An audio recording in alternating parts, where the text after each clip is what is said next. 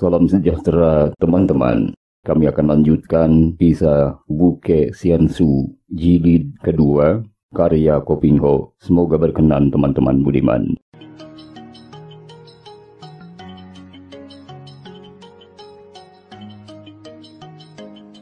Tiba-tiba Watlin bangkit serentak, seolah-olah ada tenaga baru memasuki tubuhnya yang menderita nyeri, lelah, dan kelaparan. Karena selama 3 hari 3 malam dia dipermainkan tanpa diberi makan atau minum oleh kakek iblis itu. Dia berdiri tegak, kemudian memandang ke arah semua jasad suhengnya. Matanya menjadi liar. Keluarlah suara parau dari mulutnya yang pecah-pecah bibirnya oleh gigitan kakek iblis. Suheng sekalian dengarkanlah. Aku Tek Watlin bersumpah untuk membalaskan kematian Suheng sekalian. Satu-satunya tujuan hidupku sekarang hanyalah untuk membalas dendam dan membunuh iblis busuk Pat Ji Kai Ong. Tiba-tiba dia terhuyung mundur memandang wajah tua Suhengnya. Pria inilah sebetulnya yang sudah sejak dahulu mencuri hatinya. Tua Suheng. Dia menubruk dan berlutut di dekat jasad yang sudah membusuk itu. Janganlah berduka, Tua Suheng. Jangan menangis. Dia berdiri sesungguhkan, seperti orang gila yang bicara dengan sesosok mayat. Watlin bertanya. Kemudian dia membuka baju dan celana luar dari mayat yang sudah kaku kejang itu dengan agak susah. Lalu mengenakan pada tubuhnya sendiri, tentu saja agak kebesaran. Pakaianmu kebesaran, Suheng. Dia memandang wajah mayat Suhengnya dan tertawa lagi. Nah, begitu tertawalah tua Suheng, tertawalah para Suheng sekalian. Tertawalah bergembira karena dendam kalian pasti akan kubalaskan. Dia menangis lagi terisak-isak dan dengan terhuyung-huyung dia meninggalkan tempat mengerikan itu setelah mengambil pedang tua Suhengnya. Pedang itu adalah pedang pusaka terbaik di antara pedang ke-13 orang pendekar Butong Pai itu. Sebatang pedang pemberian ketua Butong Pai sendiri. Pedang yang di dekat gagangnya ada gambar setangkai bunga bue merah. Maka pedang itu diberi nama Ang Bue Kiam atau pedang bunga bue merah. Dia terhuyung-huyung pergi tak tentu arah dan tujuan asal menggerakkan kedua kaki melangkah saja. Langkahnya kecil-kecil dan terhuyung-huyung karena tubuhnya masih terasa lelah, lapar, dan sakit semua. Kadang-kadang terdengar dia terisak menangis kemudian terkekeh geli. Kalau ada orang yang bertemu dengan wanita yang bibirnya pecah-pecah, mukanya penuh debu dan air mata, matanya membengkak dan merah, rambutnya riap-riapan, dan pakaiannya terlalu besar ini tentu orang akan merasa seram. Mengira bahwa setidaknya dia adalah seorang wanita gila. Dugaan ini memang tidak meleset terlalu jauh. Penderitaan lahir batin yang melanda diri Watlin membuat wanita malang ini tidak kuat menahan sehingga terjadi perubahan pada ingatannya. Pada hari yang sama ketika Cap Sa Sin Hiap roboh di tangan kakek iblis Pat Diu Kai Ong di kaki pegunungan Jenghuasan, terjadi pula peristiwa hebat di bagian lain dari pegunungan itu. Kalau Cap Sa Sin Hiap roboh di daerah timur pegunungan, maka di daerah barat terjadi pula peristiwa yang hampir sama, sungguh pun sifatnya berbeda. Pada pagi hari itu, seorang wanita berjalan seorang diri mendaki lereng pertama dari pegunungan Jenghuasan di sebelah barat. Wanita itu memasuki hutan dengan wajah berseri. Harus diakui bahwa wajah wanita cantik ini manis sekali. Mempunyai daya tarik yang kuat, sungguh pun usianya sudah 40-an tahun. Tiada keriput mengganggu kulit mukanya yang putih halus.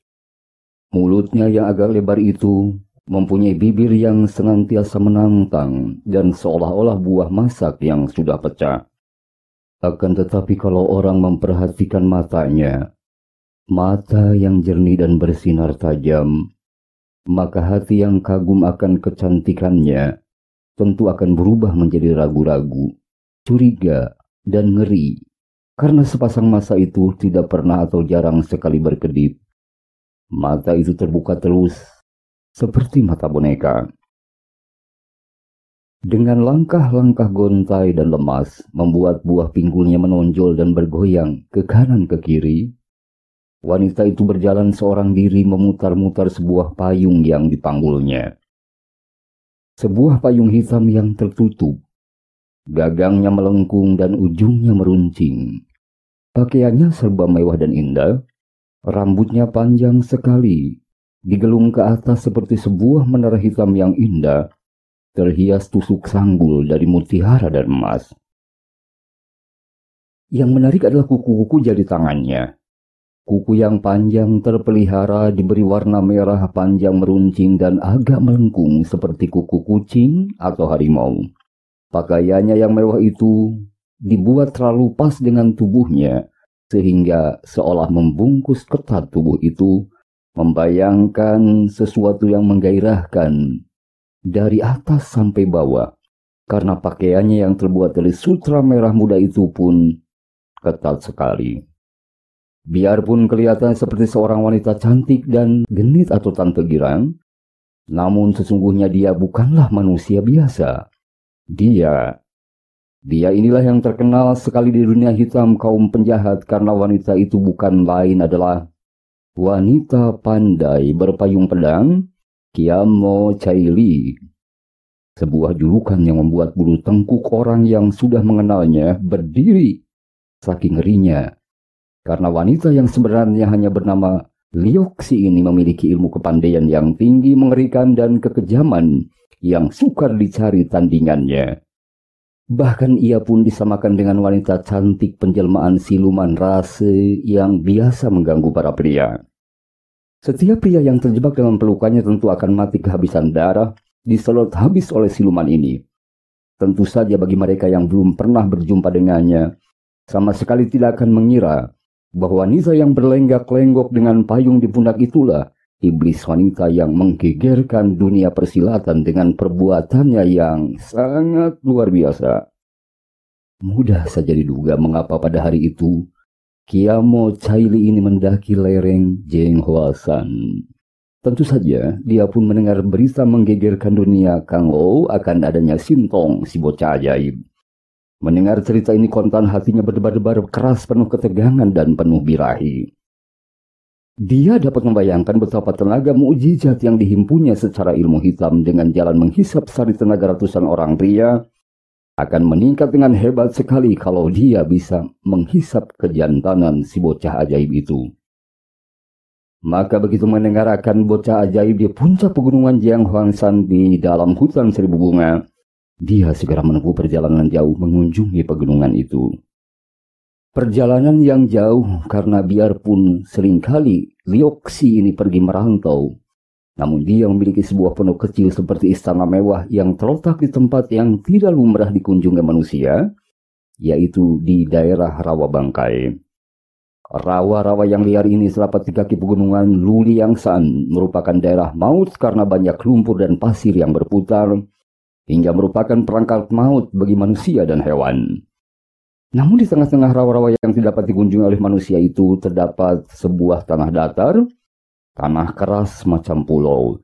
Di atas pulau inilah letaknya istana kecil milik Lioxi yang berjuluk Kiamo Chaili, di mana ia tinggal bersama belasan orang pembantu-pembantu yang sudah menjadi orang-orang kepercayaannya.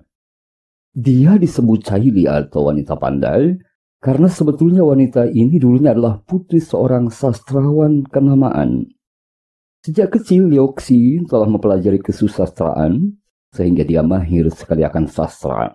Bahkan dia pernah menyamar sebagai pria menempuh ujian pemerintah sehingga dia lulus dan mendapatkan gelar Siucai.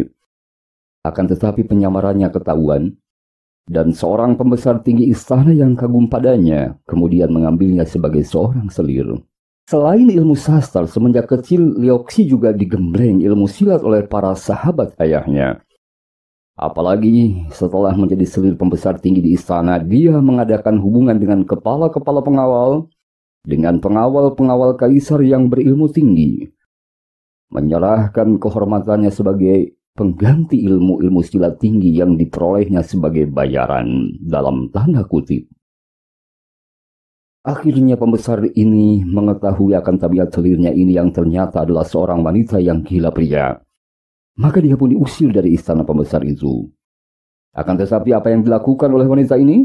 Dia membunuh si pembesar, membawa banyak harta benda yang dicurinya dari istana itu kemudian minggat jauh. Belasan tahun kemudian muncullah nama julukan Kiamo Chaili, namun tidak ada yang menduga bahwa dia sebenarnya adalah Lioxi yang dahulu menjadi selir bangsawan dan yang membunuh bangsawan itu sehingga menjadi orang buruan pemerintah.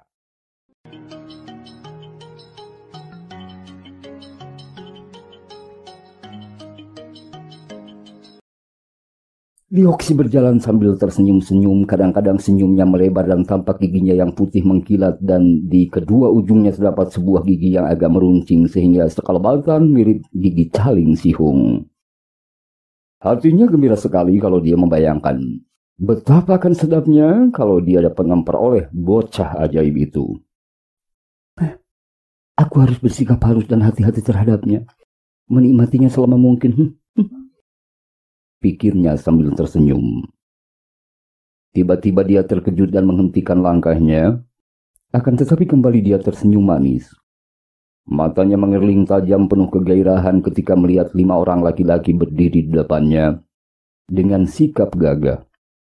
Pandang matanya menyambar-nyambar dan terbayang kepuasan serta kekaguman. Memang, hati seorang wanita gila pria seperti Lioxi tentu saja menjadi berdebar tegang ketika melihat 5 orang pria yang usianya rata-rata 30 tahunan lebih bertubuh tegap-tegap dan rata-rata berwajah tampan dan gagah. Seperti melihat 5 butir buah yang ranum dan matang hati. Hai, siapakah Ngowi? Siapakah Anda berlima yang gagah perkasa ini? Dan apakah pula Ngowi sengaja hendak bertemu dan bicara dengan aku? Demikian pertanyaannya. Seorang di antara mereka yang usianya 30 tahunan, mukanya bulat dan alisnya seperti golok hitam dan tebal berkata, apakah kami berhadapan dengan Kiamo Chaili dari Rawa Bangkai? Wanita itu memainkan bola matanya memandangi wajah mereka berganti-ganti dengan berseri.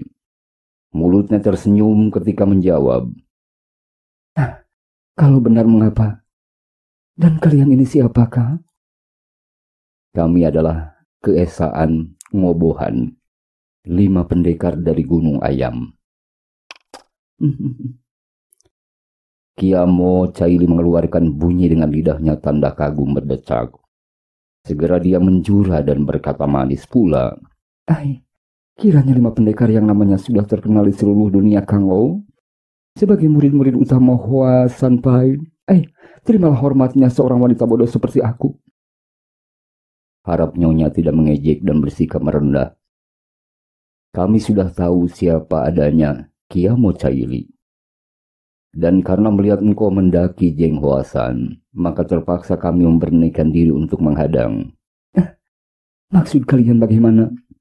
Senyumnya makin manis dan kerling matanya makin memikat. Kami telah mendengar akan berita bahwa tokoh-tokoh Kang O sedang berusaha untuk memperebutkan Sintong yang berada di hutan seribu bunga. Kami mendengar pula bahwa Kiamo Chaili merupakan seorang di antara mereka yang hendak menculik Sintong.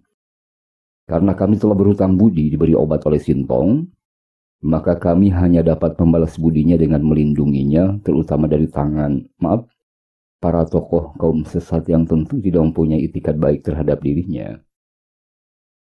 Andai kata kami tidak berhutang budi sekalipun, mengingat bahwa Sintong adalah seorang anak ajaib yang begitu banyak menolong orang tanpa pandang bulu dan tanpa pamrih, sudah menjadi kewajiban orang-orang gagah untuk melindunginya. Kembali Kiamo Chaili tersenyum.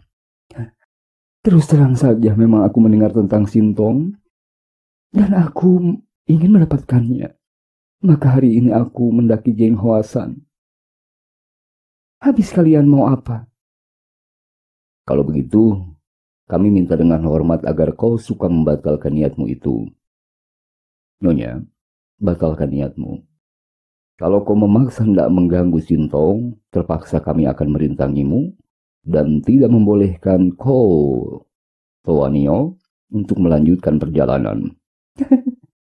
Galak amat. 5 orang laki-laki muda tampan dan gagah bertemu dengan seorang wanita cantik penuh gairah. Sungguh tidak semestinya kalau bermain senjata mengadu nyawa. Habis semestinya bagaimana? Tanya orang pertama dari keesaan Ngohohan. Betapapun juga ia merasa jeli mendengar nama besar wanita ini dan mengharapkan wanita itu akan mengalah dan pergi saja dari situ tanpa mengganggu Sentong. Mata itu tajam mengerling dan senyumannya penuh arti. Bibirnya penuh tantangan. Mestinya kita bermain cinta memadu kasih. Perempuan hina. Jalang. Siluman betina. 5 orang itu telah mencabut senjata masing-masing, yaitu senjata golok besar yang selama ini telah mengangkat nama mereka di dunia persilatan.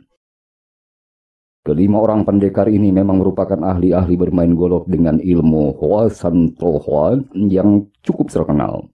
Dan selain itu juga mereka semua mahir akan ilmu menotok jalan darah yang bernama Sam Chin Tiam Hoa, yaitu ilmu menotok menggunakan 3 buah jari tangan. Siat! Siat! Sing! Sing! Bagus! Bagus kalian. Kalian memang gagah sekali bermain golok. Tentu lebih gagah kalau bermain cinta. Kiamo Caili mengelak. Dan tiba-tiba payung hitamnya berkembang terbuka. Payung itu merupakan senjata istimewa terbuat dari baja yang kuat dan kainnya pun terbuat dari kulit badak yang kering dan sudah dimasak lemas. Namun kuatnya luar biasa sehingga dapat menahan bacokan senjata tajam.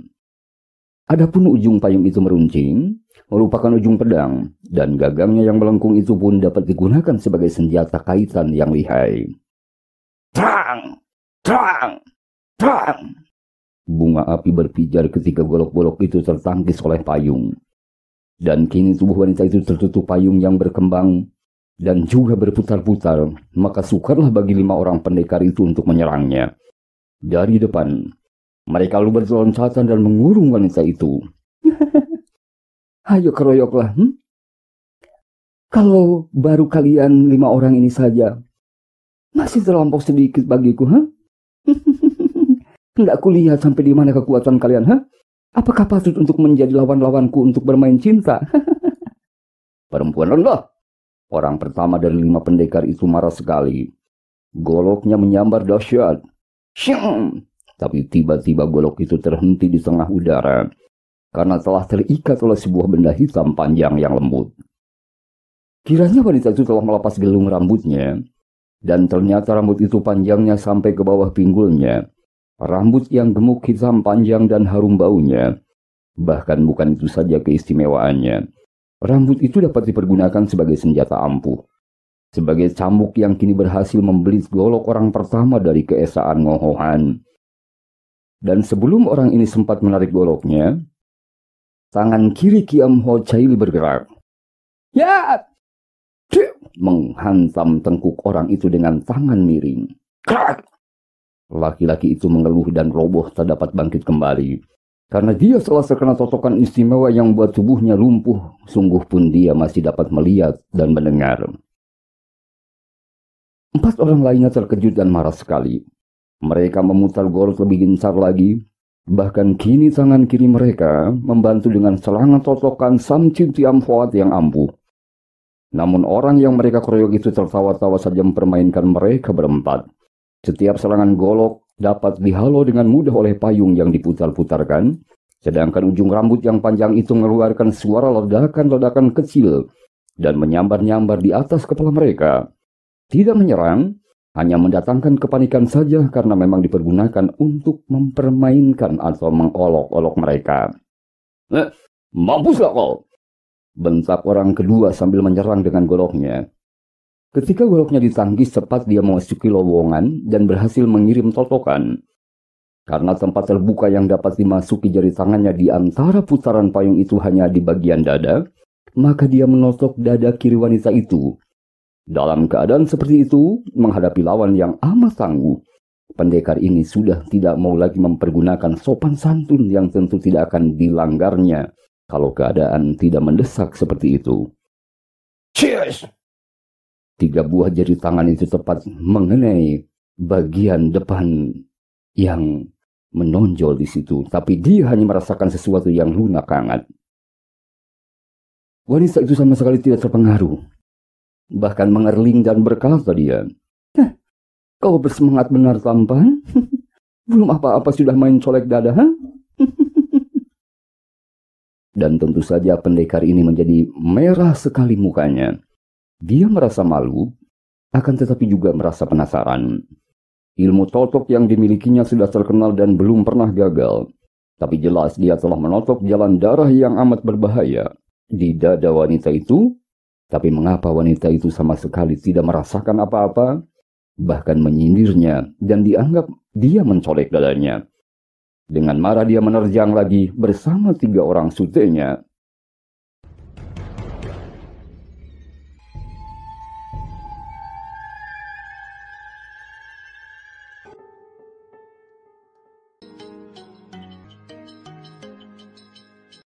"Hai, sudah cukup. Sudah cukup. Berbadan beristirahatlah kalian, ha?" Tiba-tiba payung itu tertutup kembali, berubah menjadi pedang yang aneh dan segulung sinar hitam menyambar-nyambar mendesak 4 orang itu. Kemudian dari atas terdengar ledakan-ledakan, dan berturut-turut 3 orang lagi roboh terkena totokan ujung rambut wanita sakti itu. Dan seperti orang pertama, mereka pun roboh tertotok dan lumpuh. Hanya dapat memandang dengan mata terbelak namun tidak mampu menggerakkan kaki tangan mereka. Orang termuda dari mereka kaget setengah mati melihat betapa 4 orang suhengnya telah roboh. Namun dia tidak menjadi gentar. Bahkan dengan kemarahan dan kebencian meluap, dia memaki, "Hei, perempuan hina, pelacur rendah, siluman betina. Aku takkan mau sudah sebelum dapat membunuhmu." "Kau penuh semangat, akan tapi mulutmu penuh makian menyebalkan hatiku." Tring! Golok itu tertangkis oleh payung sedemikian kerasnya sehingga terpental. Sebelum laki-laki itu dapat mengelak, sinar hitam menyambar dan ujung rambut telah membelit lehernya. Pria itu berusaha sekuat tenaga untuk melepaskan libatan rambut dari lehernya dengan kedua tangan. Akan tetapi begitu wanita itu menggerakkan kepalanya, rambutnya terpecah menjadi banyak gumpalan, dan tahu-tahu kedua pergelangan lengan orang itu pun sudah terbelit rambut yang seolah-olah hidup seperti ular-ular hitam yang kuat. "Kesinilah kau tampan, mendekatlah kekasih. Kau perlu dihajar agar tidak suka memaki lagi." Laki-laki itu sudah membuka mulut hendak memaki lagi. Akan tetapi libatan rambut pada lehernya makin erat, sehingga dia tidak dapat bernapas. Kemudian rambut itu menariknya mendekat kepada wanita yang tersenyum-senyum itu. Kini, laki-laki itu sudah berada dekat sekali, bahkan dada dan perutnya telah menempel pada dada yang membusung dan perut yang mengempis dari wanita itu. Tercium olehnya bau wangi yang aneh dan memabokkan. Akan tetapi karena lehernya terbelit kuat-kuat, dan napasnya pun tak dapat lancar, maka dia terpaksa menjulurkan lidahnya keluar. "Kau perlu diberi sedikit hajaran, tampan." 4 orang pendekar yang tertotok melihat dengan mata terbelalak penuh kengerian. Wanita itu kini mendekati muka suti mereka yang termuda, kemudian membuka mulut dan mencium mulut suti mereka yang terbuka, dan lidah yang terjulur keluar itu. Mereka melihat tubuh sute mereka berkelojot sedikit seperti menahan sakit. Mata sute mereka terbelalak, namun wanita itu terus mencumbu dan menutup mulut pria itu dengan mulutnya sendiri yang lebar. Tak dapat terlihat oleh 4 orang pendekar itu betapa wanita yang kejam dan keji itu seperti iblis. Ia telah menggunakan giginya untuk menggigit sampai terluka lidah sute muda mereka yang terjulur keluar. kemudian menghisap darah dari luka di lidah itu. Mereka berempat hanya melihat betapa wanita itu memejamkan mata. Baru sekarang mereka melihat wanita itu memejamkan mata kelihatan penuh nikmat. Akan tetapi wajah Sute mereka makin pucat, dan mata Sute mereka yang terbelalak itu membayangkan kenyerian dan ketakutan yang hebat. Agaknya wanita itu tidak puas karena darah yang dihisapnya kurang banyak. Maka kini dia melepaskan mulut pemuda itu dan memindahkan ciuman mulutnya ke leher si pemuda. Dapat dibayangkan betapa kaget 4 orang pendekar itu melihat bahwa mulut Sute muda mereka penuh warna merah darah. "Sute!" mereka berseru. Akan tetapi tidak dapat menggerakkan kaki dan tangan mereka. Sute mereka meronta-ronta seperti ayam disembelih. Matanya melotot memandang ke arah para suhengnya seperti orang minta tolong. Kemudian tubuhnya berkelojotan ketika wanita itu kelihatan jelas menghisap-hisap lehernya. Ternyata bahwa urat besar di lehernya telah ditembusi gigi yang meruncing. Dan kini dengan sepuasnya wanita itu menghisap darah yang membanjir keluar dari urat di leher itu. Mata yang melotot itu makin hilang sinarnya dan pudar. Wajahnya makin pucat. Dan akhirnya tubuh yang meregang-regang itu lemas. Orang termuda itu pingsan karena kehilangan banyak darah, ketakutan, dan ngeri. Kiam Cho Chai Li melepaskan libatan rambutnya dan tubuh itu terguling roboh, terlontang dengan muka pucat dan napas terengah-engah. "Sute! Sute!" Kembali mereka mengeluh dan dengan penuh kengerian mereka melihat betapa wanita itu menggunakan lidahnya yang kecil, merah dan meruncing itu untuk menjilati darah yang masih belepotan di bibirnya yang menjadi makin merah. Wajahnya kemerahan, segar seperti kembang mendapat siraman berseri-seri dan ketika dia mendekati 4 orang itu, mereka terbelalak penuh kengerian. Akan tetapi wanita itu tidak menyerang mereka. Agaknya dia sudah puas menghisap darah orang termuda tadi. Hanya kini kedua tangannya bergerak-gerak dan sekali renggut saja, pakaian 4 orang itu telah dikoyak-koyak. Kemudian dia bangkit berdiri. Dengan gerakan memikat seperti seorang penari telanjang, dia mencoba membuka pakaiannya dan menanggalkannya satu demi satu sambil menari-nari. Sampai dia bertelanjang sama sekali di depan 4 orang yang membuang muka dengan perasaan ngeri dan sebal. "Kalian layanilah aku. Senangkanlah hatiku dan aku akan membebaskan kalian berlima. Lihat tubuhku. Menarik bukan? Aku hanya ingin mendapatkan cinta kalian. Aku tidak menginginkan jiwa kalian." Siluman betina. Kau anggap kami ini orang-orang apa? Kami adalah murid Hoa Sang Fai yang tidak takut mati. 1000 kali lebih baik mampus daripada memenuhi seleramu yang terkutuk melalui nafsu birahimu yang menjijikan. Kata 4 orang itu saling susul dan saling bantu. Kiam Chai Li tersenyum. "Begitukah? Kalau begitu baiklah kalian melayani aku sampai mampus." Dia lalu membungkuk dan menarik lengan seorang di antara mereka, kemudian menggunakan kuku jari kelingking kiri menggurat beberapa tempat di punggung dan tengkuk pria ini. Orang itu menggigit bibir menahan sakit. Akan tetapi karena dia tidak mampu menggerakkan dan juga mengerahkan singkang, dia tidak dapat melawan pengaruh hebat yang menggetarkan tubuhnya melalui luka-luka goresan kuku beracun dari kelingking itu. Mukanya menjadi merah, juga matanya menjadi merah dan napasnya terengah-engah. 3 orang pendekar yang lain memandang penuh kekhawatiran dan kengerian. Tiba-tiba wanita itu terkekeh, menggunakan tangan membebaskan totokan sehingga orang itu dapat menggerakkan kaki tangannya, dan terjadilah hal yang membuat 3 orang pendekar yang masih rebah lumpuh itu terbelalak penuh kengerian. Mereka melihat Sute mereka itu seperti seorang gila, menerkam dan mendekap tubuh wanita itu penuh nafsu. Dengan mata terbelalak mereka melihat betapa wanita itu menyambutnya dengan kedua lengan terbuka, bergulingan di atas rumput, dan tampak betapa wanita itu membiarkan dirinya, kemudian mengalihkan mulutnya yang lebar ke leher Sute mereka. Mereka bertiga terpaksa memejamkan mata agar tidak usah menyaksikan peristiwa yang memalukan dan sangat terkutuk itu. Mereka mengerti bahwa sultan mereka melakukan hal terkutuk itu karena terpengaruh oleh racun yang diguratkan oleh kuku jari telingking si iblis betina. Mereka tahu pula bahwa sultan mereka yang diamuk pengaruh jahanam itu tidak tahu bahwa darahnya dihisap oleh wanita yang seperti telah dilakukan pada orang pertama tadi, kini juga menghisap darahnya sepuas hatinya. Dan dapat diduga lebih dulu bahwa 3 orang yang lain juga mengalami siksaan yang sama tanpa dapat berdaya apa-apa, tanpa dapat melawan sama sekali.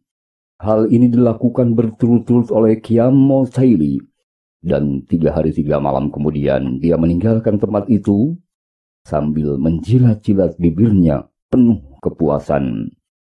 Setelah dia melempar kerling ke arah 5 tubuh yang sudah menjadi mayat semua itu, ia bergegas pergi, mendaki Jeng Huangshan untuk mencari sentong yang amat diinginkannya. 5 orang keesaan Ngohan itu mengalami kematian yang amat mengerikan. Tubuh mereka kehabisan darah, kulitnya mengeriput. Mereka seperti 5 ekor lalat yang terjebak ke sarang laba-laba. Setelah semua darah mereka diserut habis oleh laba-laba, jasad mereka yang sudah kering dan habis harinya itu dilemparkan begitu saja.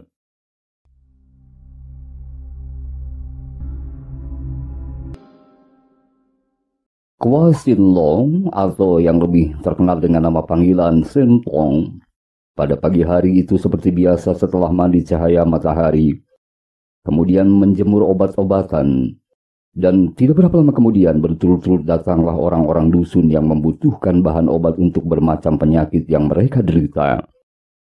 Sin Tong mendengarkan dengan penuh sabar keluhan mereka dan keterangan mereka tentang sakit yang mereka derita, juga menyiapkan obat-obat untuk mereka semua dengan hati penuh belas kasihan.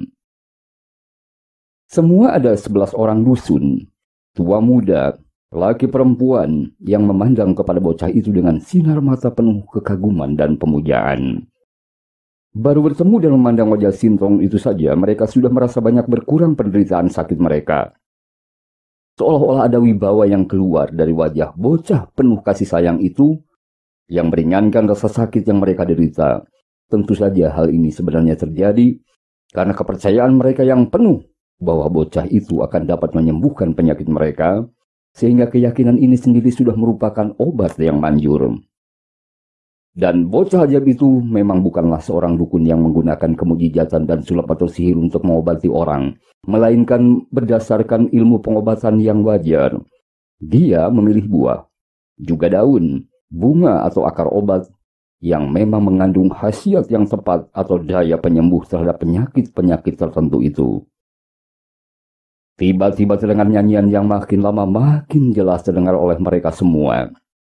Juga Sin Leong, bocah ajaib itu, berhenti sebentar mengumpulkan dan memilih obat yang akan dibagikan karena mendengar suara nyanyian yang aneh itu. Akan tetapi begitu kata-kata nyanyian itu dimengertinya, segera dia mengerutkan alisnya dan menggiring-giringkan kepalanya. Kalau hidup hanya untuk mengejar kesenangan, apapun juga tentu tidak akan dipantangnya untuk dilakukan demi mencapai kesenangan. Demikian kata Sin Leong.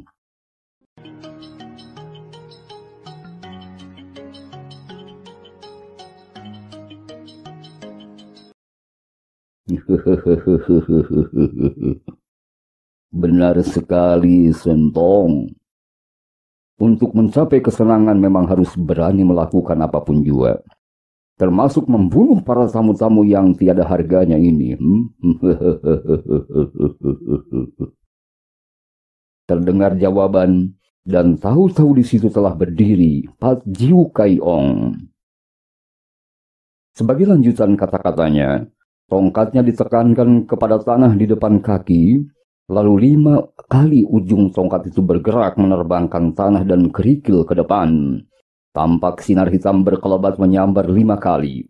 Disusul jerit-jerit kesakitan, dan robohlah berturut-turut 5 orang dusun yang berada di depan Sin Leong.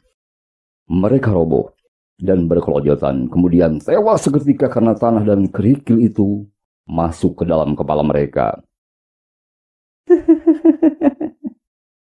Kepandaian seperti itu saja dipamerkan di depan Sintong, ha? Lihat ini. Tiba-tiba terdengar pula suara ketawa merdu, dan tahu-tahu di situ telah berdiri seorang wanita cantik yang tiada lain adalah Kiamo Caili. Dia menudingkan payung hitamnya yang tertutup itu ke arah para penghuni dusun yang berwajah pucat, dan dengan mata terbelalak memandang 5 orang teman mereka yang telah tewas. Cuat! Cat! Cat! Dari ujung payung itu meluncur sinar-sinar hitam dan berturut-turut 6 orang dusun yang masih hidup menjerit dan roboh tak bergerak lagi. Leher mereka ditembusi jarum-jarum hitam yang meluncur keluar dari ujung payung itu. Sejenak Sin Leong terbelalak memandang kepada kedua orang itu yang berdiri di sebelah kanan dan sebelah kirinya. Kemudian dia memandang ke arah bawah, ke arah tubuh 11 orang dusun yang telah menjadi mayat. Mukanya menjadi merah, air matanya berderai, dan dengan suara nyaring dia berkata, sambil menudingkan telunjuknya bergantian kepada Pat Jiu Kai Ong dan Kiamo Caili. Kalian ini manusia atau iblis, ha? Kalian berdua amat kejam. Perbuatan kalian amatlah terkutuk, membunuh orang-orang tak berdosa. Seolah-olah kalian pandai menghidupkan orang, ha? Bocah itu memandang kepada 11 mayat dan sesenggukan menangis terseduh-seduh. Sintong yang baik, apakah kau takut kubunuh, ha? Jangan khawatir. Aku datang bukan untuk membunuhmu. Kata Kiamo Caili. Ia agak kecewa melihat betapa bocah ajaib itu menangis dan membayangkan suatu ketakutan. Sin Leong mengangkat muka memandang ke arah wanita itu. Biarpun air matanya masih berderai turun, namun pandang matanya sama sekali tidak membayangkan ketakutan. Kau mau bunuh aku? Atau tidak, ha? Terserah. Aku tidak takut. Benar-benar hebat, Sintong. Kalau kau tidak takut, kenapa kau menangis, ha? Pat Jiu Kai Ong menegur. Apa kau menangisi kematian orang-orang yang tidak berharga itu, Sintong? Kiamo Caili menyambung. Kalian berdua. Mereka sudah mati. Mengapa ditangisi? Aku menangis menyaksikan kekejaman yang kalian lakukan terhadap mereka. Aku menangis karena melihat kesesatan dan kekejaman kalian. 2 orang tokoh sesat itu terbelalak heran saling pandang. Kemudian mereka teringat kembali akan niat mereka terhadap anak ajaib ini. Maka keduanya seperti dikomando saja, lalu tertawa. Dan keduanya dengan kecepatan kilat menyerbu ke depan, hendak menubruk Sin Leong yang berdiri tegak dan memandang dengan sinar mata sedikit pun tidak membayangkan rasa takut. Yes! Karena gerakan mereka berbarengan disertai rasa khawatir kalau keduluan oleh orang lain, maka melihat Pat Jiu Kai Ong sudah lebih dekat dengan Sintong, Kiamo Caili lalu merubah gerakannya. Ia tidak hendak menangkap Sintong karena dia kalah dulu, melainkan melakukan gerakan mendorong dengan kedua tangannya ke arah Pat Jiu Kai Ong. Pukulan jarak jauh yang dilakukan oleh wanita iblis itu dahsyat, membuat Pat Jiu Kai Ong terkejut ketika ada angin panas menyambar. Maka dia cepat menunda niatnya menangkap Sintong dan bergerak menangkis. Yes!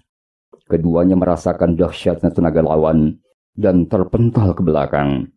Sejenak mereka saling berpandangan, dan Pat Jiu Kai Ong yang lebih dahulu dapat menguasai dirinya lalu tertawa. Lama tidak jumpa, Kiamo Caili. Kau menjadi semakin gagah saja. Pat Jiu Kai Ong, selama ada aku di sini jangan harap kau akan dapat merampas Sintong dari tanganku, ha? Wanita itu berkata dan memandang tajam, siap menghadapi kakek iblis yang dia tahu merupakan lawan yang tangguh.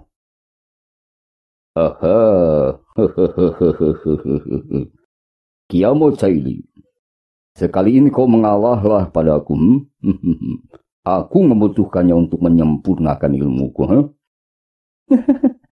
Ilmu hiat Chiang Huan Sut bukan? Kau sudah cukup tangguh, Kayong. Dan betapa mudahnya bagimu untuk mencari 100 orang anak lagi untuk dihisap darahnya, juga otak dan sumsumnya. Jangan Sintong, Kau mau menang sendiri ya? Apa kau kira aku tidak tahu mengapa kau menghendaki Sintong? Dia masih terlalu muda, Caili. Tentu tidak akan memuaskan hatimu. Apa sukarnya bagimu mencari orang-orang muda yang kuat dan menyenangkan, Cukup. Kita mempunyai keinginan yang sama. Dan salah satunya adalah untuk memperebutkan dengan kepandaian. Bagus sekali. Bagus. Memang aku ingin mencoba kepandaian wanita pandai dari Rawa Bangkai. Cobalah. Bioksi. Si wanita pandai berpayung pedang dari Rawa Bangkai sudah tak dapat menahan kemarahannya melihat ada orang yang berani merintanginya. Maka sambil berteriak keras, dia sudah menerjang maju dengan senjatanya yang istimewa, yaitu payung hitam, yang tangkainya sebatang pedang runcing itu. Ya! Trak! Pat Diu Kai Ong sudah menggerakkan tongkatnya menangkis. Gempuran dua tenaga raksasa membuat keduanya terpental lagi ke belakang. Pat Jiu Kai Ong cepat meloncat ke depan. Tongkatnya berubah menjadi segulungan sinar hitam yang menyambar ganas. Trak! Trak! Dua kali senjata payung dan tongkat bertemu di udara, dan keduanya terhuyung ke belakang. Diam-diam mereka berdua terkejut sekali dan maklum bahwa dalam hal tenaga sakti, kekuatan mereka berimbang. Teman budiman, sebelum mereka melanjutkan pertandingan, tiba-tiba mereka melangkah mundur dan memandang tajam, karena berturut-turut di tempat itu telah muncul 5 orang kakek, yang melihat cara munculnya saja dapat diduga tentu memiliki kepandaian tinggi. Mereka muncul seperti setan-setan, tidak dapat didengar atau dilihat lebih dahulu.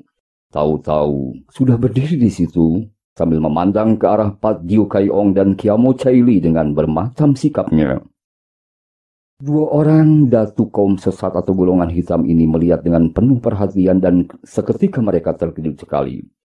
Biarpun di antara 5 orang itu ada yang belum pernah mereka jumpai, namun melihat ciri-ciri mereka, kedua orang datuk golongan hitam ini dapat mengenali mereka yang kesemuanya adalah orang-orang aneh di dunia Kang Ou, yang masing-masing telah memiliki nama besar sebagai orang-orang sakti.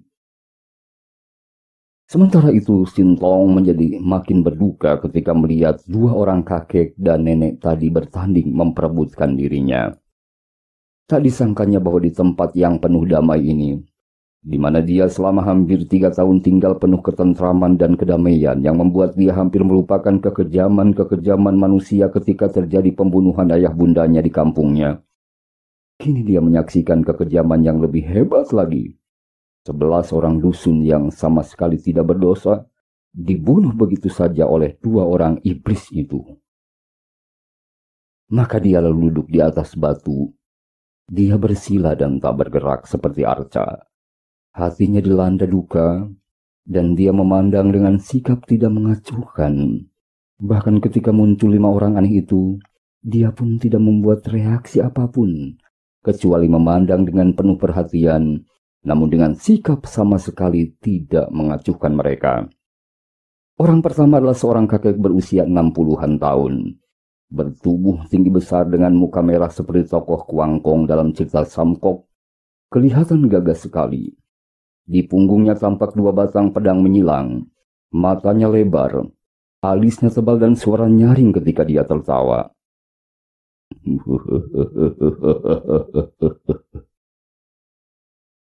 Kiranya bukan hanya orang gagah saja yang tertarik kepada Sintong, juga iblis-iblis berdatangan.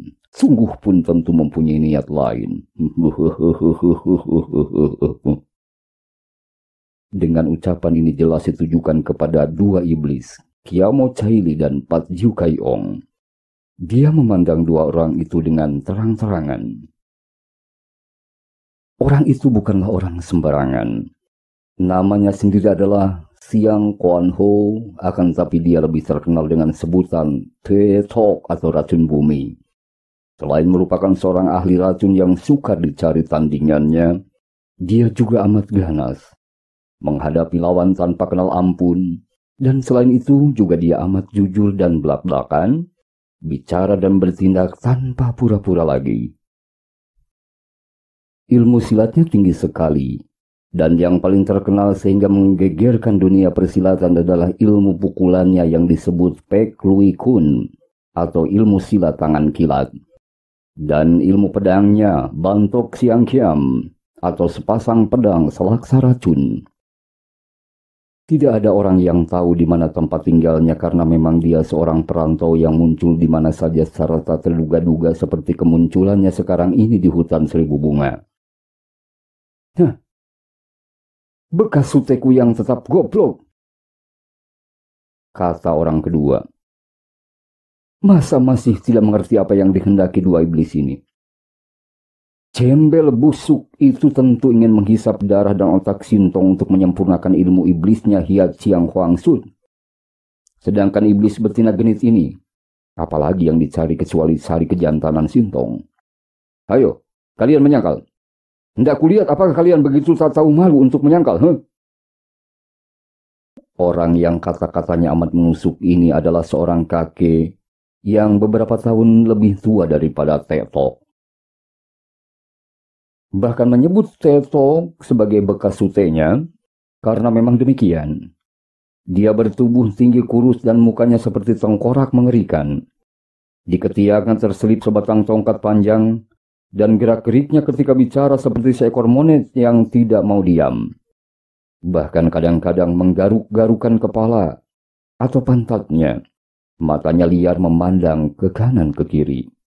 Inilah dia tokoh hebat yang berjuluk Tiantok atau racun langit. Bekas Suheng Teotok yang memiliki kepandaian khas. Selain lihai dalam hal racun sesuai dengan nama dan julukannya, juga dialah seorang pemuja Kau Che Tian atau Che Tiang Taisheng, si raja monyet itu. Senjatanya sebatang tongkat yang dia beri nama Kim Kau Pang, seperti tongkat si raja monyet. Juga dia telah menciptakan ilmu silat tangan kosong yang meniru gerak-gerik seekor monyet yang diberinya nama Sin Kau Kung atau ilmu silat monyet sakti. Seperti juga Teotok, dia tidak mempunyai tempat tinggal yang tetap. Dan tidak ada yang tahu lagi nama aslinya, yaitu Bong Sek Bin.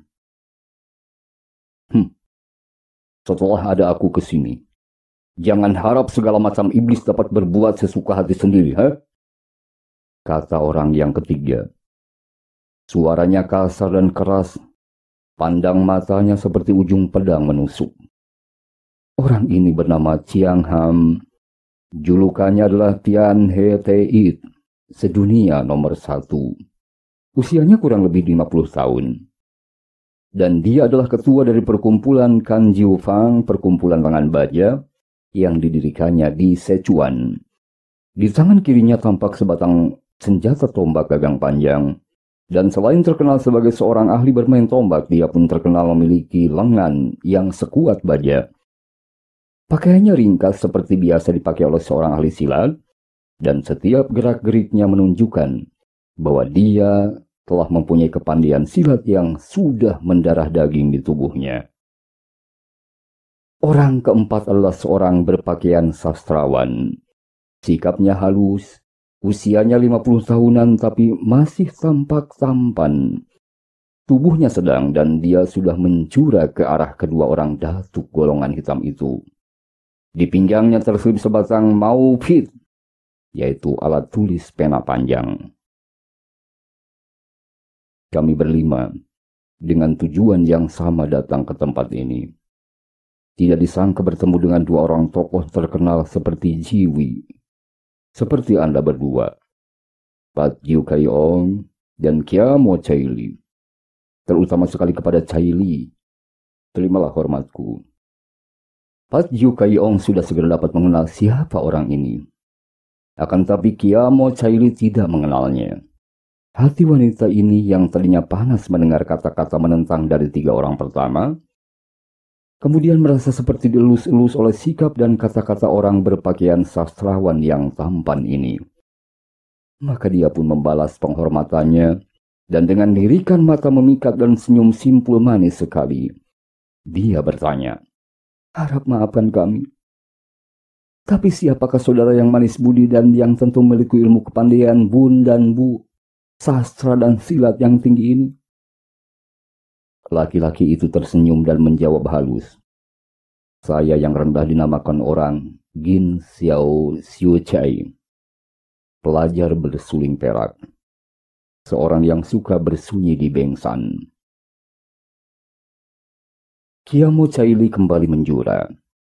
Sambil tersenyum dia berkata, sudah lama sekali saya telah mendengar nama besar Qin Xiao Qin Chai sebagai seorang ahli silat tinggi, terutama sekali sebagai seorang peniup seruling yang sangat mahir. Sudah lama saya pula mendengar akan keindahan tamasya alam di Bengsan. Mudah-mudahan saja saya akan berumur panjang untuk mengunjungi Bengsan yang indah. Dapat menjadi tamu Gin Xiong Ciung Chai yang ramah dan sopan, tidak seperti kebanyakan pria yang kasar, yang tak tahu sopan santun. Ucapan terakhir ini jelas ditujukan kepada 3 orang tokoh pertama yang memang kasar-kasar tadi.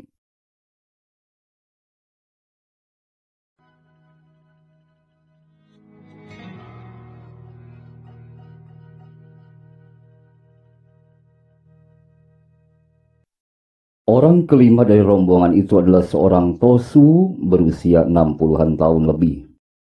Tubuhnya tinggi kurus dan mukanya pucat.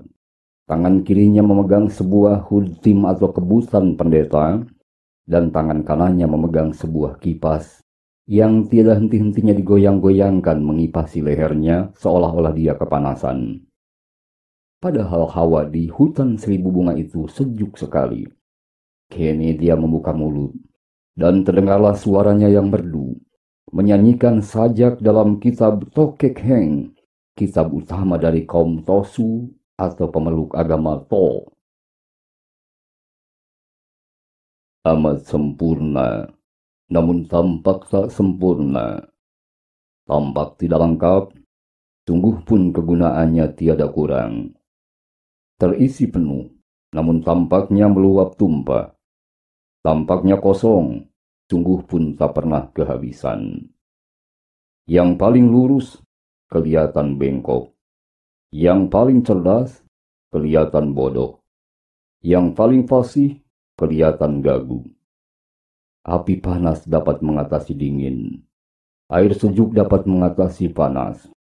Sang budiman, murni dan tenang dapat memberkati dunia. Anda tentulah Lamhai Sengjin. Anda manusia sakti Laut Selatan. Begitukah, bukan? Sajak-sajak Tokek Heng agaknya telah menjadi semacam cap Anda. Kata Pat Jiu Kai Ong sambil tertawa mengejeknya. Tosu itu kemudian berkata, "Tian Chai, Pat Jiu Kai Ong bermata tajam. Anda dapat mengenal seorang Tosu miskin dan bodoh." "Jangan merendah, Totiang," kata Kiamo Caili. "Siapa orangnya yang tidak tahu bahwa biarpun Anda seorang yang berpakaian Tosu dan kelihatan miskin, namun memiliki sebuah istana dan menjadi majikan dari Pulau Kura-Kura. Ini namanya menggunakan pakaian butut untuk menutupi pakaian indah di sebelah dalamnya." "Tian Chai, pujian kosong." Tosu itu berkata dan mukanya menjadi merah. Tok Siang Kuan Ho mengeluarkan suara menggereng tidak sabar. "Apa-apaan? Semua kepura-puraan yang menjamukan ini. Pat Jiu Kai Ong dan Kiamo Caili. Ketika kami berlima datang tadi, kami melihat kalian sedang memperebutkan Sintong, dan tentu 11 orang dusun itu kalian berdua yang membunuhnya." Hei, Jatuh. Urusan ini adalah urusan kami sendiri. Perlu apa kau mencampurnya? He? Pat Diu Kai Ong menjawab dengan senyum dan suara yang cukup halus seperti kebiasaannya, namun jelas bahwa dia merasa tak senang. Bukan urusanku memang. Akan tapi ketahuilah Pat Diu Ong, kami berlima mempunyai maksud yang sama, yaitu masing-masing menghendaki agar Sintong menjadi muridnya. Biarpun kami saling bertentangan dan berebutan, namun kami memperebutkan Sintong untuk menjadi murid kami atau seorang di antara kami. Sedangkan kalian berdua mempunyai niat yang buruk. Kata TikTok yang terkenal sebagai orang yang tidak pernah menyimpan perasaan dan mengeluarkannya semua tanpa tedeng aling-aling lagi melalui suaranya yang cukup nyaring. Dato, jangan sombong kau. Mengenai kepentingan masing-masing memperebutkan Sintong adalah urusan pribadi yang tak perlu diketahui orang lain. Yang jelas, kita bersetuju masing-masing tidak memiliki Sintong untuk kepentingan pribadi masing-masing kita tentu saja. Sekarang bagaimana baiknya? Apakah kalian ini 5 orang yang mengaku sebagai tokoh-tokoh sakti dan gagah perkasa di dunia Kang O, yang hendak mengandalkan banyak orang mengeroyok kami berdua? Aku, Kiamo Caili, sama sekali tidak takut Walaupun aku seorang diri kalian keroyok berlima, aku tidak takut. Akan tapi betapa curang dan hinanya perbuatan itu. Terutama sekali Gin Sao Chiam Chai. Tentu tidak begitu rendah untuk melakukan pengeroyokan, ha? Demikian kata Kiamo Caili yang cerdik. Perempuan sombong kau, Kiamo Caili. Petok membentak marah dan melangkah maju. Siapa sudi mengeroyokmu? Aku sendiri pun cukup untuk mengenyahkan seorang iblis betina seperti engkau dari muka bumi ini, ha? Dato, buktikanlah omonganmu, ha? Kiamo Caili membentak dan dia pun melangkah maju. Nanti dulu. Apa hanya kalian berdua saja yang menghendaki Sintong? Kami pun tidak mau ketinggalan. Demikian kata Pat Diu Kai Ong mencela. Benar sekali. Perebutan ini tidak boleh dimonopoli oleh 2 orang saja. Aku pun tidak takut menghadapi siapapun untuk memperoleh Sintong. Tian Tetei Chiat Chiang Ham membentak sambil menggoyang tombak panjangnya melintang di depan dada. Sian Chai! Lam Hai Seng Jin melangkah maju menggoyang kebutannya. Harap Cui, Anda sekalian, suka bersabar dan tidak turun tangan secara kacau saling serang. Semua harus diatur seadil mungkin dan sebaik-baiknya. Kita bukanlah sekumpulan bocah yang biasanya hanya saling baku hantam memperebutkan sesuatu. Sudah jelas bahwa kita bertujuan sama, yaitu ingin memperoleh Sintong. Akan tapi kita lupa bahwa hal ini sepenuhnya terserah kepada pemilihan Sintong sendiri. Maka marilah kita berjanji. Mari kita bertanya kepada Sintong, kepada siapa ia hendak ikut, dan kalau dia sudah menjatuhkan pilihannya, tidak boleh seorang pun melarang atau mencampurinya. Bagaimana pendapat kalian? Tidak buruk keputusan itu. Aku setuju, kata Tetok. Aku pun setuju, kata Tiantok, dan yang lain pun tidak mempunyai alasan untuk tidak menyetujui keputusan yang memang adil ini. Kemudian Tiantok melanjutkan dengan kata-kata yang sengaja dibikin keras agar terdengar oleh Sintong.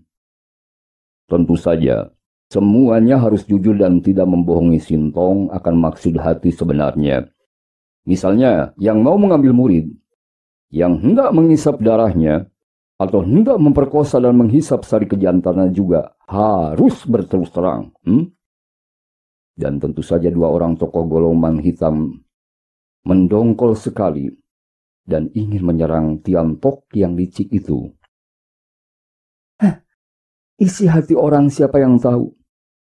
Boleh saja kau bilang hendak mengambil murid. Akan tetapi siapa tahu kalau kau menghendaki nyawanya pula. Kiamo Caili mengejek Tiantok. Kau, majulah. Rasakan King Kaum Fang pusaku ini. Boleh. Siapa takut? Wanita itu balas membentaknya. Cian Chai. Lam Hai Seng Jin mencela dan melangkah maju. Hei, Apakah kalian benar-benar hendak menjadi kanak-kanak? Katanya tadi sudah setuju. Nah, marilah kita mendengar sendiri siapa yang menjadi pilihan Sintong. 7 orang itu lalu menghampiri Sintong, yang masih duduk saja bersila seperti sebuah arca. Hatinya penuh kengerian menyaksikan tingkah laku 7 orang itu. Sintong yang baik, lihatlah. Lihatlah, aku satu-satunya wanita di antara kami bertujuh.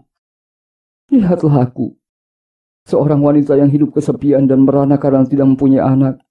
Aku mendengar bahwa engkau Sintong pun sebatang kara. Engkau tidak mempunyai ayah bunda lagi. Marilah anakku, marilah ikut denganku. Maka aku akan menjadi pengganti ibumu yang mencintaimu dengan seluruh jiwa ragaku. Mari hidup sebagai seorang pangeran di istanaku di Rawa Bangkai Sintong. Dan engkau akan menjadi seorang terhormat dan mulia.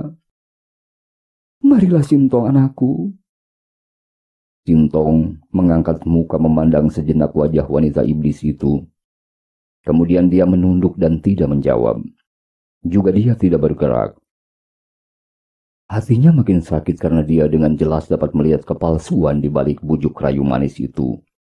Apalagi kalau dia mengingat betapa wanita iblis ini dengan tersenyum-senyum dapat begitu saja membunuh jiwa 6 orang dusun yang tidak berdosa.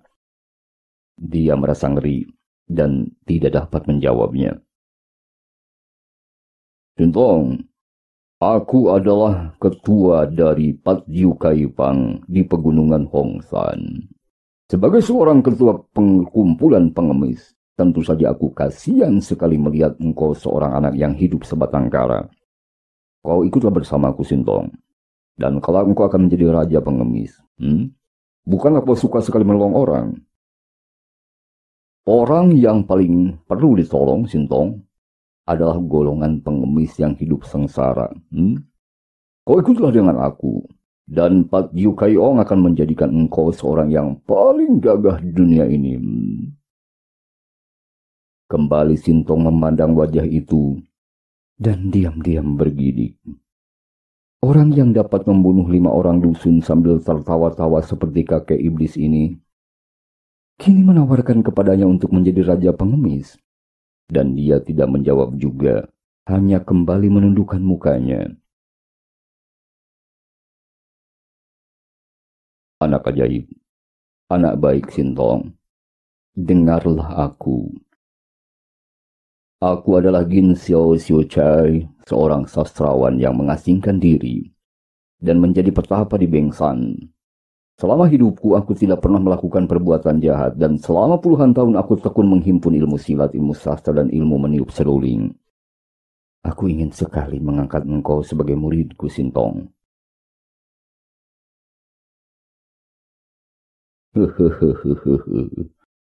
Kau turut aku saja Sintong. Biarpun aku seorang yang kasar namun hatiku lemah menghadapi anak-anak. Aku sendiri memiliki seorang anak perempuan sebaya denganmu. Biarlah kau menjadi saudaranya. Kau menjadi muridku dan kau takkan kecewa menjadi murid Tetok. Sintong, pilihlah aku menjadi gurumu Sintong. Tidak, aku saja. Aku Bong Sek Bin. Namaku tidak pernah kukatakan kepada siapapun. Dan sekarang kukatakan di depanmu, nak. Itu pertanda bahwa aku percaya dan suka sekali kepadamu. Sintong, akulah keturunan dari Dewa Sakti Che Tian Tai Seng. Dan akulah yang mewarisi ilmu Kim Kau Pang. Kau jadilah murid Tiampok. Dan kelak kau akan menjerajai dunia Kang O Sintong.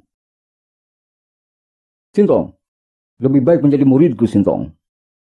Aku Tian Hete It Chiang Ham di kolong dunia nomor 1 dan ketua dari Kang Jiu Pang di Sichuan. Menjadi muridku berarti menjadi calon manusia terpandai di kolong langit. Cian Chai. Kau dengarlah mereka semua itu Sintong.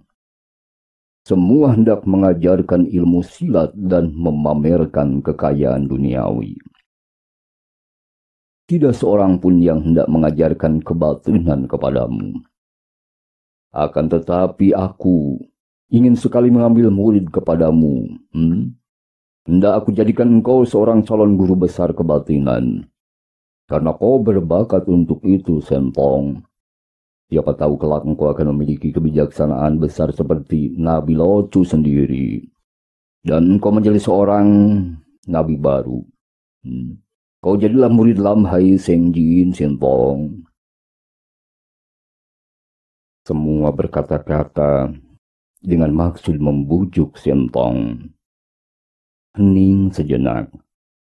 Semua mata ditujukan kepada bocah yang masih duduk bersila seperti arca dan yang tidak pernah menjawab kecuali mengangkat muka sebentar, memandang orang yang membujuknya. Terdengarlah suara sang bocah yang halus menggetar dan penuh duka. Terima kasih kepada Cui Lo Cianfe.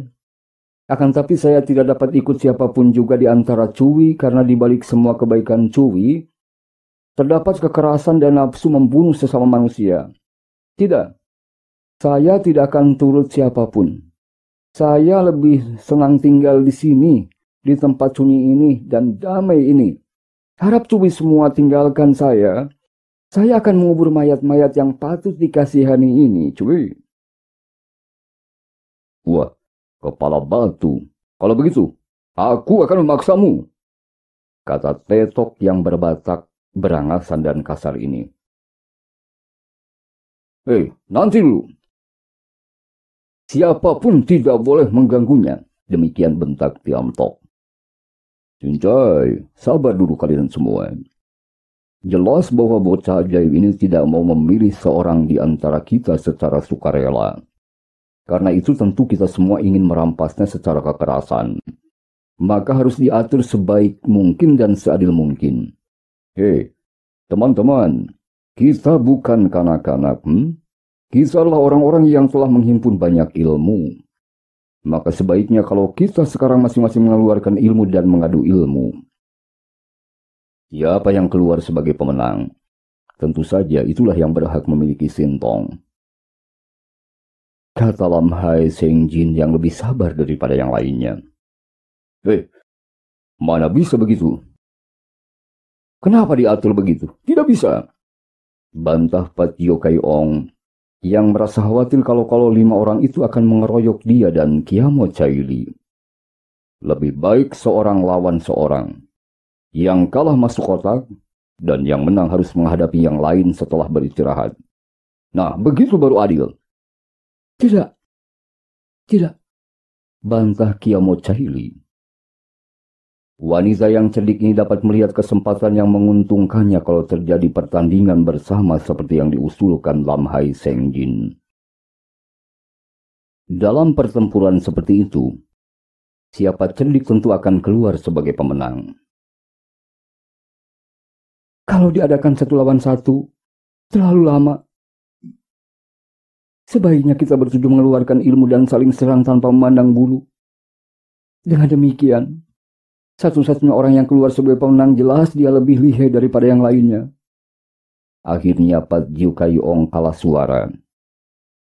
Ketujuh orang itu telah mengeluarkan senjata masing-masing, membentuk lingkaran besar dan bergerak perlahan-lahan saling lirik. Mereka siap untuk menghantam siapa yang mendekat dan menangkis serangan dari manapun datangnya. Benar-benar merupakan suatu pertandingan hebat yang kacau balau dan aneh sekali. Sintong yang masih duduk bersila memandang dengan mata terbelalak. Dan dia menjadi silau ketika 7 orang itu sudah mulai menggerakkan senjata masing-masing untuk menyerang dan menangkis. Gerakan mereka demikian cepatnya, sehingga bagi Sintong yang kelihatan hanyalah gulungan-gulungan sinar senjata, dan bayangan orang berkelebatan tanpa dapat dilihat jelas bayangan siapa. Memang hebat pertandingan ini karena dipandang sepintas lalu. Seolah-olah setiap orang melawan 6 orang musuh dan kadang-kadang terjadi hal yang lucu. Ketika Tetok menyerang Pat Jiu Kai Ong dengan siang kiamnya, sepasang pedangnya ini membabat dari kiri ke kanan. Pat Jiu Kai Ong terkejut karena pada saat itu dia sedang menyerang Lam Hai Seng Jin yang di lain pihak juga sedang menyerang Gin Xiao Chuai Chei. Akan tetapi terdengar suara keras Ketika sepasang pedang Tetok itu bertemu dengan tombak di tangan Tian He Teit dan tongkat Tian Tok, sehingga seolah-olah dua orang itu melindungi Pat Jiu Kayong. Pertandingan sungguh kacau balau dan hanya Kiamo Caili yang benar-benar amat cerdiknya. Dia tidak melayani seorang tertentu, melainkan berlarian berputar-putar. Ia selalu menghindarkan serangan lawan yang manapun juga, dan dia pun tidak menyerang siapa-siapa. Hanya menggerakkan pedang payungnya dan rambutnya untuk membuat kacau, dan kadang-kadang juga menekan lawan apabila melihat ada seorang di antara mereka yang terdesak. Siasatnya adalah untuk merobohkan seorang demi seorang dengan jalan mengeroyok dalam tanda kutip, tanpa membantu siapa-siapa agar jumlah lawannya berkurang. Namun mereka itu rata-rata adalah orang-orang yang memiliki kepandaian tinggi, maka tidaklah mudah dibokong oleh Kiamo Caili. Bahkan lama-lama akalnya ini ketahuan juga, dan mulailah mereka menunjukkan senjata mereka kepada wanita itu. Sehingga mau tidak mau, wanita itu terseret ke dalam pertandingan kacau balau itu. Terpaksa dia mempertahankan diri dengan pedang payungnya dan membalas serangan lawan yang paling dekat dengan kemarahan meluap-luap. Cintong menjadi bengong. Entah kapan datangnya, tahu-tahu dia melihat seorang laki-laki duduk ongkang-ongkang di atas cabang pohon besar yang tumbuh dekat medan pertempuran itu. Laki-laki itu memandang ke arah pertempuran dengan mata terbelalak penuh perhatian. Tangan kiri memegang sehelai kain putih lebar, dan tangan kanannya memegang sebatang alat tulis tiada hentinya mencoret-coret di atas kain putih itu, seolah-olah dia tidak sedang menonton pertandingan, melainkan sedang menonton pemandangan indah. Dan dilukisnya pemandangan itu, Cintong yang terheran-heran itu pun memperhatikan lebih seksama kepadanya. Orang laki-laki itu kurang lebih 40-an tahun usianya. Pakaiannya seperti seorang pelajar, akan tetapi di bagian dada bajunya yang kuning muda itu ada lukisan seekor naga emas dan seekor burung hong merah. Indah sekali lukisan baju itu. Wajahnya tampan dan gagah, dengan kumis dan jenggot terpelihara baik-baik. Pakaiannya juga bersih dan terbuat dari sutra halus. Sepatu yang dipakai kedua kakinya masih baru atau setidaknya amat terpelihara sehingga mengkilap.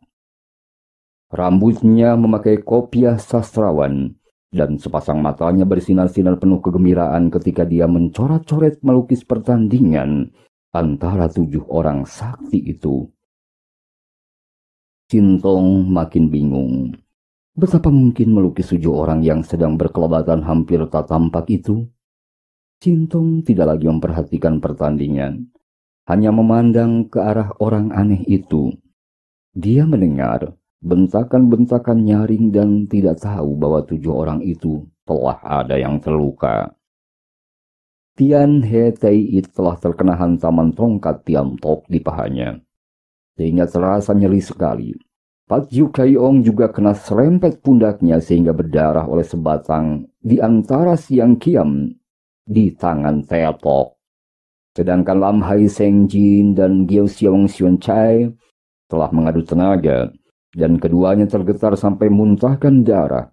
Namun berkat singkang mereka, kedua orang ini tidak sampai mengalami luka yang parah. Cintong melihat betapa laki-laki di atas pohon itu tersenyum. Orang itu menghentikan coretannya, kemudian menyimpan pensilnya, seterusnya menyambar jubah luar yang tadi tergantung di ranting pohon. Setelah memakai jubah, laki itu kemudian mengantongi gambar yang telah digulungnya, dan akhirnya tubuhnya melayang turun. Tontonan yang tidak bagus. Terdengar dia berseru. 7 orang tua bangka gila memperlihatkan tontonan di depan seorang anak kecil. Benar-benar tak tahu malu sama sekali. 7 orang itu terkejut ketika mendengar suara yang langsung menggetarkan jantung mereka itu. Mengertilah mereka bahwa yang datang ini memiliki hikang dan singkang yang amat kuat, sehingga dapat mengatur suaranya. langsung dipergunakan untuk menyerang mereka dan sama sekali tidak mempengaruhi Sintong yang masih duduk bersila. Hebat. Dengan hati tegang mereka lalu meloncat mundur dan masing-masing melintangkan senjata di depan dada mereka, memandang ke arah laki-laki gagah yang baru muncul itu. Namun tidak ada seorang pun di antara mereka yang mengenalnya. Maka ketujuh orang itu menjadi sangat marah. Teman-teman, demikian kiranya kisah Buke Xiansu karya Kopingho jilid yang kedua. Mohon maaf atas segala kekurangannya dan juga kesalahannya, dan semoga banyak manfaatnya. Terima kasih atas perhatian Anda sekalian. Salam sejahtera. Wassalamualaikum warahmatullahi wabarakatuh.